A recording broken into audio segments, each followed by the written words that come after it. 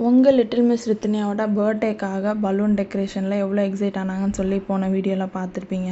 So பார்க்காதவங்களுக்கு கீழே link தரேன், கண்டிப்பாக செக் பண்ணி பாருங்கள். ஸோ நம்ம லிட்டில் மிஸ் ரித்தினியாவுக்கு நாளைக்கு தான் பர்த்டே. ஸோ இன்றைக்கி ஈவினிங் கொஞ்சம் டைம் இருந்துச்சு. ஸோ வாங்க லிட்டில் மிஸ் ரித்தினியா மேலே போய் சைக்கிள் ஓட்டலான்னு கூட்டிகிட்டு போயிருந்தேன்.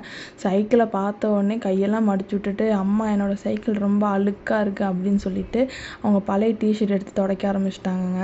ஸோ துடைச்சிட்டு இருக்கும் போதே என்ன ஒரு லுக் விட்டுட்டு இருந்தாங்க, ஏன்னா அழுக்காக இருக்குது இல்லையா.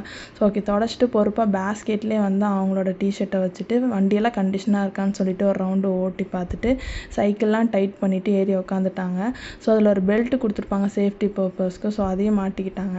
ஸோ நம்மளும் மூவ் பண்ணுற மாதிரி இருக்கும், குழந்தைங்களும் ஓட்டுற மாதிரி இருக்கும். ஸோ இப்போ ரைட் அண்ட் லெஃப்ட் மூவ் பண்ணி காட்டுறேன் பாருங்கள்.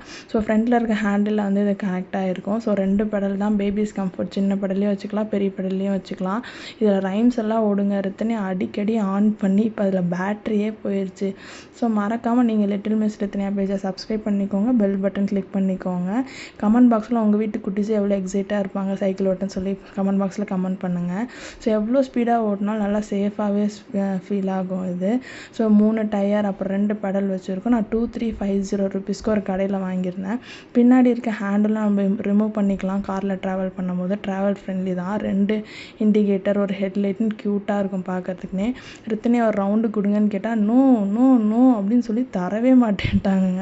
ஸோ நாங்கள் எப்போல்லாம் சைக்கிள் ஓட்டி நிறுத்திட்டு போகிறோமோ அப்போல்லாம் ரித்தினியா அவங்க சைக்கிளுக்கு ஒரு கிஸ் பண்ணிவிட்டு பாய் சொல்லிட்டு தான் வருவாங்க.